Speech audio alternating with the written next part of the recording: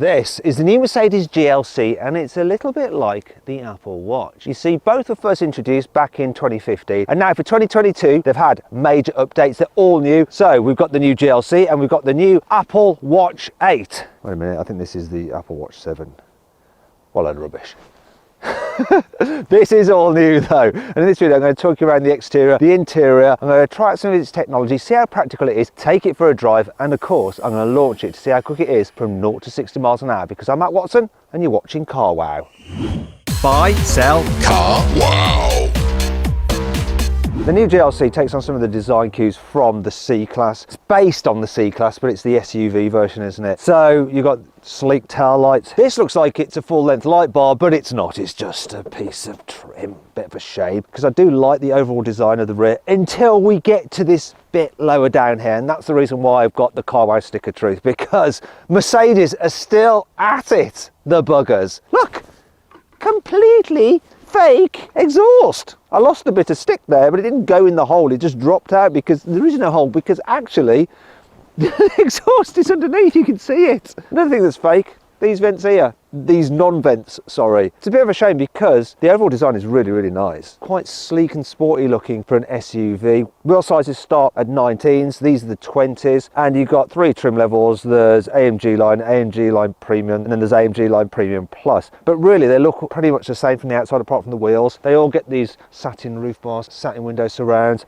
and SUV running boards as well. Moving to the front, takes on the design yet again of the new C-Class, but obviously jacked up. So you've got a bigger grille than before. The lights are more integrated into the grille compared to the old GLC. Huge Mercedes badge there, and another one on the bonnet just to confirm that it is indeed a Mercedes. And you get the AMG line body kit, so these sporty bits. In Europe they actually get an avant-garde trim, which is a little bit more normal looking, but in the UK we like our sporty looking motors. Some vents there which actually do serve a purpose, smooth airflow down the side of the car. Yes, it is smart looking and it looks expensive because it is expensive. This car starts from £52,000, which is a higher starting price than its key competitors from BMW, Porsche and Audi. Now, if you want to check out the latest offers on all the latest cars to make sure you're paying a fair price, click on the pop-out banner up there for the link in the description below to go to CarWow. Now, if you want to do that at a later date, just simply Google "Help Me CarWow" and my team and I will help you choose the right car for you and get it for a fair price from one of our trusted dealers.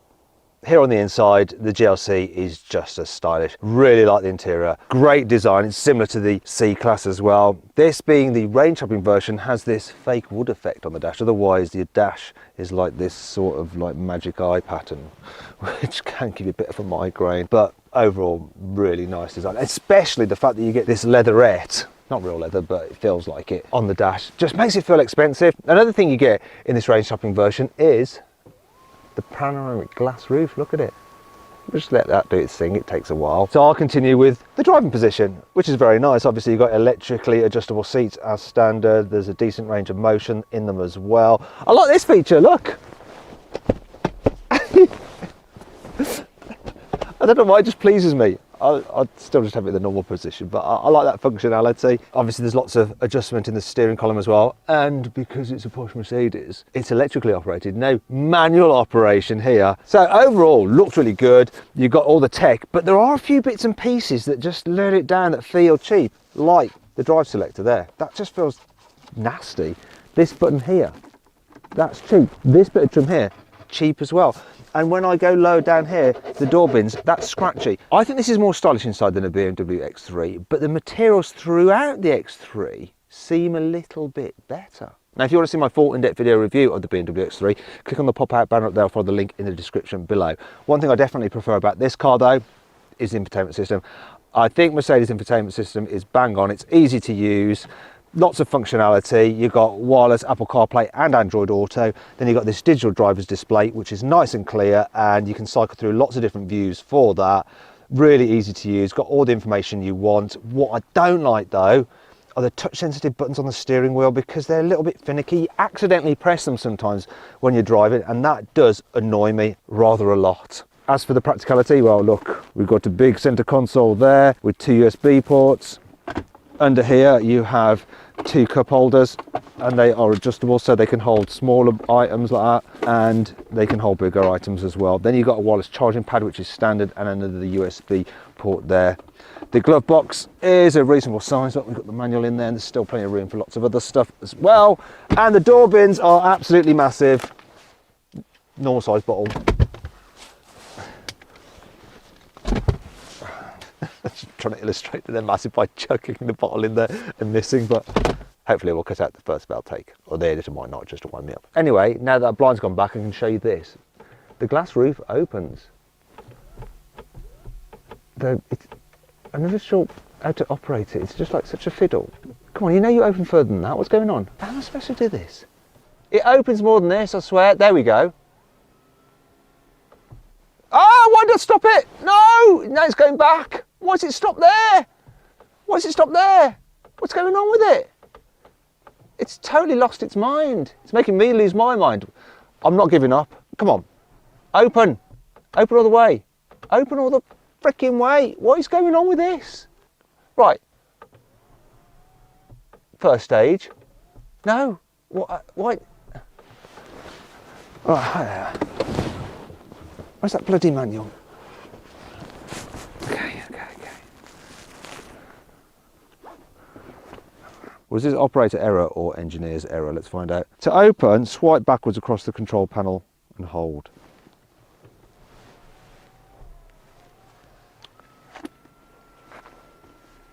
Okay, so it was operator error, but it just wasn't intuitive. It's a bit like the buttons on the steering wheel where you swipe and touch sensitive and then press some other times. It's the same with this, it's just, nah. But I understand it now. Sorry, Mercedes.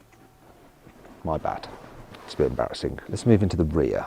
Rear passengers are treated to the same kind of quality as those in the front. Like, it's all very nicely designed. And this range topping car has a Burmester sound system with really nice speaker grills, and it sounds epic. You've also got lovely contoured seats as well. Feels special back here. Knee room is good. Headroom is good, and look at this, the footwells, there's enough room in them, and because the chairs are actually raised up so you can put your feet underneath them. If you need to carry 3 people in the back at once, this big hump in the floor does get in the way, but the footwells are just about big enough to cope with 3 people's feet, and the body is wide enough that you don't feel too cramped. When it comes to carrying a child seat, it's quite easy to get it in, and the Isofix anchor points are really easy to locate because you just push past these little covers. Slight issue I found is the design of these seats. The way this bit like pops out at the top means if you've got a bulky rear facing seat, you do have to move the front passenger seat forward a little bit, which is a bit annoying for the front passenger. They don't have that problem in an Audi Q5, and if you want to see my in-depth review of that car, click on the pop-out banner up there or follow the link in the description below. Anyway, let's carry on. So practicality, look, we've got posh airplane style folders on the seat backs. You've got big door bins again here at the back. Let's see if I can get the bottle in there. Oh yeah, did it first take that time, and the editors can't mess around with me either because there's no fail take. Are you sure about that? This is Mercedes' best-selling car in Europe, and you got then click on the pop-out banner up there, and then it just almost can't talk. Also, under here, look, you've got your armrest, a holder for your phone, and then your cup holders, which look a little bit too much like some eyes staring at you. Freaking me out a bit. Oh, and there again, look, there's a face there, a robotic face. Sort of reminds me of Bender from Futurama. Bite my shiny metal ass. Yeah, that's the climate control settings there for the rear. It's freaking me out a little bit. Need to get out into the boot. And look, I'll show you this. The windows go all the way down, so I'm going to make an exit.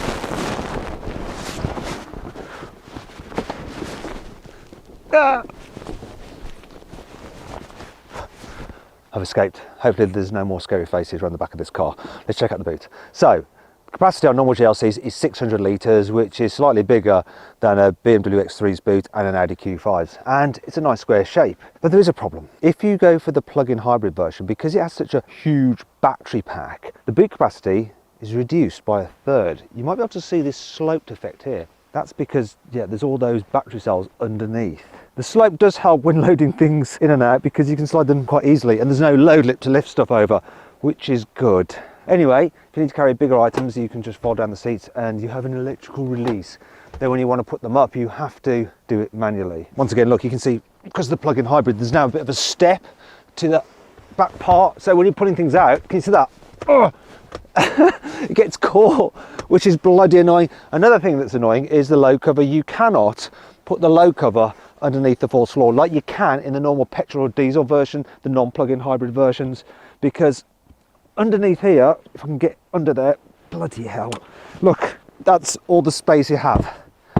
Anyway, that brings on to 5 annoying things about the new Mercedes GLC. The ambient lighting on the dash and in the air vents may look cool, but at night they really reflect badly in the windscreen. It's quite distracting. All white? You all white? This car's all white. Well, it is all white if you don't want to pay extra for paint.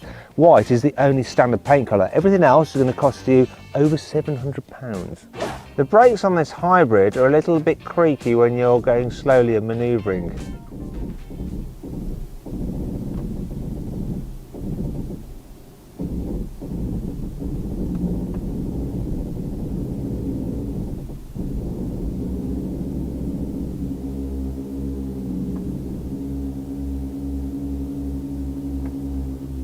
That's a bit like the sound the Titanic made when it split in two and sank. These running boards may look cool, but they're completely useless. For instance, you literally don't need to use them to step up. In fact, it's harder to get into the car using them. You get in normally like that, don't you? And when you go to get out, you forget they're there, and then you end up just like running the back of your trousers all over them, and then the backs of your trousers are then covered in dirt. Trousers. Unlike the reversing camera, which is covered until you need it, the front camera is always exposed, and it doesn't have a wash function, which means it gets covered in loads of road crap, especially if you're driving behind someone on the motorway when there's lots of spray. Look, this is so dirty, so you're gonna have to get out and clean it. However, it's not all bad. Here's 5 cool things about this car. For instance, if you have the 360-degree cameras, you can actually use them as security CCTV. So let's say someone breaks into your car, you can actually see this happening live on an app on your phone and record the incident to give to the police so that they can do nothing about it. This car will automatically set your ideal driving position. You just input your height, it's that simple. So there we go, 179 centimeters. If I'm standing up dead straight, that is. Start positioning. Look, it's moving the steering wheel and the seat exactly where it thinks it should be for me. And it's got it pretty much spot on. But what happens if I was really tall? 220 centimeters tall, to be precise. Oh, we're going back, we're going back. We're going way, way back. Almost into the back. Yeah, I couldn't drive like that. How about if I'm really short? 145 centimeters tall. This is going to be interesting. All right, oh, it's reclining me at first. Oh, no, here we go. How close to the wheel will it take me? It's going to get me as close to the wheel as if I had T-Rex arms. Rah! Rah! Look at that. This is crazy. Can't believe someone might actually drive like this. There's a fingerprint sensor here. So when you press it, it recognises who you are and it'll set the car up with all your personal settings, and it can store 7 different settings. I don't know why you need 7 different ones, but there you go. You can get the car with a huge heads-up display which can show various bits of information depending on which driving mode you're in. It also can show a massive map from the sat-nav system, though you only get to see that really when you're driving. But here's a quick cutaway of what it looks like. Impressive. There's a special off-road driving mode, which is so very special that you actually have to hit a button to confirm that you want it, because it sets up the car's driving system specifically for off-roading. And then you have this, look, if I swipe over this way, I can go to the off-road settings in the menu where I get all loads of information, sorts of angles of the car and wheels, positions, and this bit I like though, look. You get a system that just lets you see what's underneath the car's bonnet. So it remembers what it saw from the front camera and then just paints it in for you, so you can look underneath where you're driving to position your car appropriately so you don't go down any potholes or, I don't know, What might you go down when you're off-roading? Not a pothole, they're on the road, aren't they? I don't even know what I'm talking about. I think we should probably just end this segment now. There's another great thing about this car, and it's the engine choices. So, you can have a 2-litre diesel with either 220 horsepower or 292 horsepower, or a plug-in hybrid version with 335 horsepower. Then there's a petrol model, which is a 2-litre turbo, and it either has 281 horsepower, or if you go for the plug-in hybrid, 313 horsepower, and that's what this car is. Now, all models get a 9-speed automatic gearbox and 4-wheel drive, and one of the great things about the plug-in hybrids in particular is that because they have reasonably large batteries for a plug-in hybrid, 31 kilowatt hours, they can do a decent amount of range on electric power alone, up to 80 miles, Mercedes says. The top speed on electric power alone is 87 miles an hour, which is more than the speed limit in the UK. The problem with all this engine choice though, and the fact that you can get the car with 3 different trim levels, means that it might be a bit tricky to decide which is the best model to go for. So do you know what I'm going to do?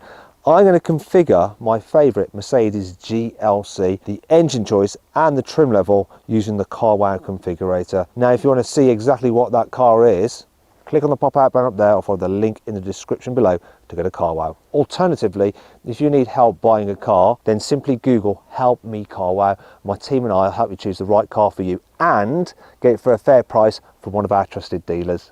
Right, let's see what this GLC is like to drive. Obviously starting off in town. I'm running in hybrid mode, and when you get in these kind of speeds, it's just going to run in electric. Now I can lock it into electric only mode. That way the engine won't chime in at all unless I really stab at the throttle and hit a kick down switch. And you know what? Just driving around town in electric mode. That's what you're going to do with this car. Charge it up at your house, drive it around your local area in electric mode. Never use the petrol engine at all. It'll save you a ton of cash. And it's a real nice, relaxing car to drive in electric mode. It's just quiet, smooth. You've got a good view out, decent view forward. The only thing is this big pillar here does create a bit of a blind spot. Let's see if I can just squeeze through this gap. I'm going to do a turning circle test and really annoy everybody. So the turning circle on this car is 11.8 meters. Let me go, please, like me, like no, oh she's mad as hell, I'll give her a little thank you. I know you're in a Range Rover and it's bright red, so yeah, you're probably quite an aggressive person. Sorry to impede your progress. I know you're out SUVing me in your Range Rover. So this is generally really good, but occasionally when you hit like a sharp bump, you do feel a bit of a jolt and it surprises you, like, hey, what's all this about? I've been, just so comfortable until now, but it doesn't happen that often. Until it's also a bit of a surprise. Sometimes the automatic gearbox in the GLC can be a bit hesitant. It's got 9 different gears to think about. So when you're going slowly, then you put your foot down, it can be a bit like, whoa, which gear? When you've got the hybrid, you don't notice that so much because the electric motor fills in that gap while the gearbox is having to think about things.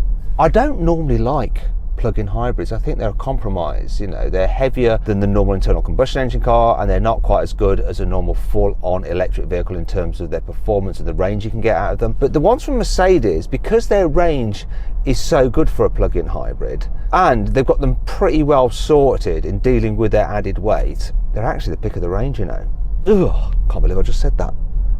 So I've gone out onto a faster road and I'm still driving in electric only mode, and when I accelerate there is enough punch to pick up speed. However, if you're joining a motorway and you need a sudden burst of acceleration, I'm going to do it now. I'll show you the kick down when it brings the engine in. So I'm maybe in electric only mode, but I'm flooring it. The petrol motor's woken up and we are flying now. Yeah, it's a decent amount of performance. I'm going to go to hybrid mode. Come on, hybrid, there we are. This is pretty nice. Yeah, it's a quiet car, not much wind noise at all, little bit of road noise, not intrusive, it's relaxing. Seats are comfy as well, really, really nice thing to do distance in. Now, Mercedes claim that this thing will do an average of 117 miles per gallon if you use the hybrid system. But the reality is that you're never going to use the petrol engine when you're just driving around town, and when you're doing a long journey, you might just end up using the petrol engine. If you're going like for 100, 200, 300 miles or something like that. So what I did was set the car to retain its battery. So what that meant was that it just basically ran using the petrol engine. And when I did that, it averaged 48 miles per gallon, which is pretty good, just running on the petrol engine. So this could be quite a cheap car to run. Finally then, country road driving. Let's see what this thing is like. Is it any fun? I'm going to go into sports mode. So that's added weight to the steering, made the throttle response a bit sharper, stiffened the suspension slightly. Let's chuck it into some corners. Okay, so The braking does feel a little bit unnatural when you first press the pedal, because obviously the first part of the braking is regen braking to put some energy back into the battery. And you find that with a lot of cars that are hybrids or electric, that first part of braking is a little bit, best way to describe it is springy, a little bit artificial. So you have to get used to that. Once you do get used to it, it's not a problem. And then you have the smug feeling of well-being of knowing that when you are slowing down, you're actually improving your efficiency because you're putting energy back into the battery. And yes, I'm now very self-satisfied. Anyway, enough of all that. How does this car go through the corners? Considering it's a plug-in hybrid, which means it's got more weight because of the battery tech and the motors, it does a good job of disguising it. Sometimes plug-in hybrids can feel a little bit ponderous, but this one isn't bad at all. It stays flat in the bends, feels sure-footed. Obviously, you've got four-wheel drive traction, so when you accelerate out of a corner, it's absolutely fine. You don't get any stability control kicking in and cutting the power. It's all very smooth, all very predictable, all very safe. But is it fun?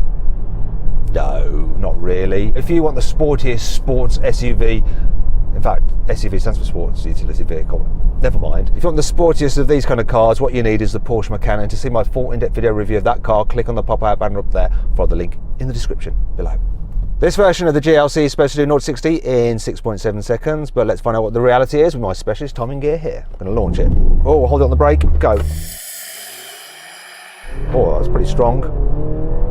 Quite like the sound of it. 6.03 seconds, that's good. Pretty sure some of that noise was artificial being piped in through the speakers, but it's quite fruity.